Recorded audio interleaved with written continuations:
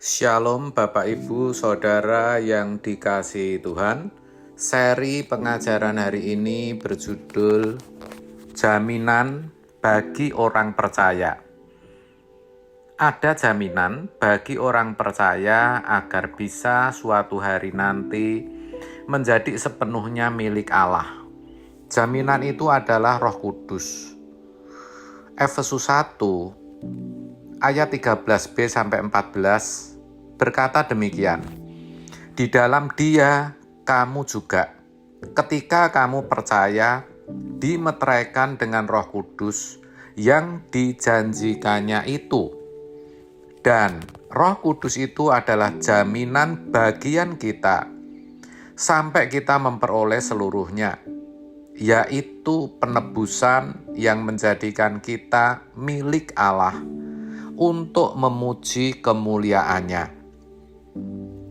Kalau kita baca dengan cermat dan teliti ayat ini, kita tahu bahwa sejatinya sekalipun kita sudah menjadi orang percaya, sudah menjadi anak-anak Allah, ternyata belum sepenuhnya bisa dimiliki oleh Bapa. Dengan kata lain, anak Allah dalam diri orang percaya sebenarnya baru sekedar status. Orang percaya baru berstatus anak Allah, tapi belum berkeadaan sebagai anak-anak Allah. Dengan demikian belum bisa dinikmati oleh Bapa. Sekalipun kita sudah menerima penebusan, tapi kita belum memperoleh penebusan itu sepenuhnya. Ayat tadi mengatakan demikian. Jadi sebenarnya ada yang namanya penebusan pasif, ada juga penebusan aktif. Kematian Yesus di kayu salib merupakan penebusan pasif, di mana melalui kematiannya Yesus menanggung semua akibat dosa manusia, baik dosa yang telah dikerjakan, sedang dikerjakan, ataupun yang akan dilakukan. Sedangkan kodrat dosa atau natur dosa dalam diri manusia masih ada, belum mati, dan itu menjadi tanggung jawab orang yang sudah menerima penebusan untuk membersihkan kodrat atau natur dosa dalam dirinya sampai ia tidak bisa berbuat dosa lagi. Ini hal penting yang harus dihayati setiap kita orang percaya. Dengan kekuatannya sendiri mustahil, tapi ada jaminan yang diberikan oleh Allah, yaitu melalui Roh Kudus yang dimeteraikan dalam diri setiap orang percaya. Harus diingat, Roh Allah yang berdiam dalam diri orang percaya lebih besar dari roh manapun yang ada di dunia ini, dan dengan Roh Kudus inilah orang percaya akan sanggup mematikan kodrat dosa dalam dirinya, sehingga benar-benar bisa dimiliki oleh Allah. Hal itu tidak berbeda seperti seorang ahli mesin atau montir membeli mobil yang berharga, yang bernilai, namun dalam keadaan rusak, tidak bisa jalan. Setelah dibeli, bukan berarti bisa langsung dipakai. Ahli mesin itu harus memperbaiki terlebih dahulu sampai mobil itu benar-benar sempurna, dalam arti layak jalan. Baru mobil itu bisa digunakan. Hal yang sama, Allah melalui Putra Tunggalnya telah membeli kita, orang percaya yang mana jiwanya sudah rusak oleh dosa. Kita sudah dibayar lunas, 1 Korintus 6 ayat 19-20. Namun, kita belum bisa dimiliki Allah dalam arti dipakai sebagai sarana atau alatnya.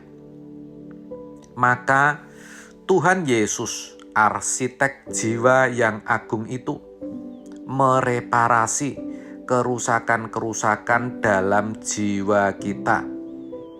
Jadi masa hidup kita di bumi ini sejatinya masa perbaikan. Kita ada di bengkelnya Allah, yaitu melalui Roh Kudus.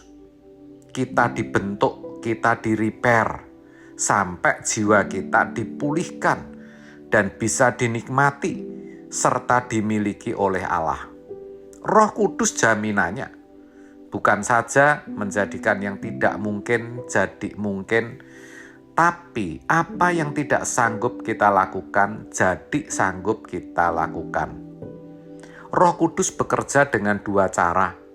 Yang pertama, memberi hikmat, penyingkapan melalui firman yang kita kenal. Misalnya, kita disakiti berkali-kali oleh orang yang kita kasihi. Bisa itu pasangan hidup, anak, orang tua, atau orang-orang di sekitar kita. Karena begitu seringnya, bahkan kejamnya, kita disakiti sampai kita tidak bisa mengampuni. Maka Roh Kudus bisa memberikan pengertian, memberi hikmat, mengingatkan kita. Kalau kita tidak mengampuni, maka Bapa juga tidak akan mengampuni kesalahan kita. Roh Kudus juga bisa menunjukkan bahwa ternyata kita sebenarnya tidak lebih baik daripada mereka. Yang kedua, Roh Kudus bisa juga bekerja melalui kejadian tertentu yang menjadikan kita bisa melepaskan pengampunan. Bukan tidak mungkin kita melihat orang yang berulang kali menyakiti kita, mengalami keadaan yang begitu terpuruk, mengalami sakit tertentu yang menjadikan dirinya tidak berdaya, beratnya berkurang banyak, menjadi kurus, bahkan membuat orang itu bertobat lalu minta maaf kepada kita. Melihat hal itu, hati kita hancur, kita malah menaruh belas kasihan. Dan tanpa diminta, kita pun dengan tulus melepaskan pengampunan. Bahkan kita memberi pertolongan sekalipun tidak diminta.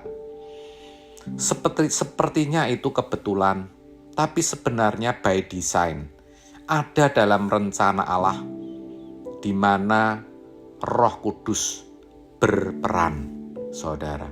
Atau sebaliknya, karena kita tidak bisa mengampuni, justru semakin banyak dan semakin sering orang di sekitar kita menyakiti kita. Kita dijelek-jelekan, kita difitnah, kita dikecewakan dan sebagainya. Sampai kita akhirnya benar-benar sadar bahwa kita tidak bisa terus-menerus begitu. Kita lepaskan pengampunan. Dan setelah kita mengampuni, ternyata tidak ada lagi orang yang menyakiti kita. Kita jadi tahu bahwa ternyata semua yang terjadi sebelum kita mengampuni adalah cara Tuhan mendewasakan kita supaya natur dosa, kodrat dosa bisa benar-benar mati. Kita bisa sebab Roh Kudus jaminannya. Dan yang perlu kita tahu, bukan hanya satu proses atau satu pembentukan yang harus kita lalui, tapi banyak, bahkan sangat banyak proses. Contoh di atas hanya proses bagaimana kita bisa mengampuni. Setelah kita lulus, pasti ada proses-proses yang lain. Bisa jadi kita masuk ke dalam proses pembentukan kesabaran, kesetiaan, penguasaan diri, dan sebagainya. Yang semuanya itu akan berlangsung sepanjang hidup kita. Itu tidak mudah kita lalui. bahkan bisa membuat kita tidak kuat. Tapi ingat, Roh Kudus merupakan jaminan Allah yang diberikan bagi orang percaya sampai kita benar-benar mengalami perubahan kodrat. Sampai kita benar-benar menjadi ciptaan baru, menjadi manusia baru, menjadi anak-anak kesukaan Bapa dan bisa sepenuhnya dimiliki oleh Bapa. Jadi saudara, mari kita berkomitmen kepada diri kita sendiri. Aku mau sepenuhnya menjadi milik-Mu Tuhan. Tuntun hidupku ya Roh Kudus. Karena aku tahu Engkau adalah jaminan dari Allah yang menyempurnakan hidupku. Aku pasti bisa, aku pasti sanggup. Amin. Tuhan Yesus memberkati.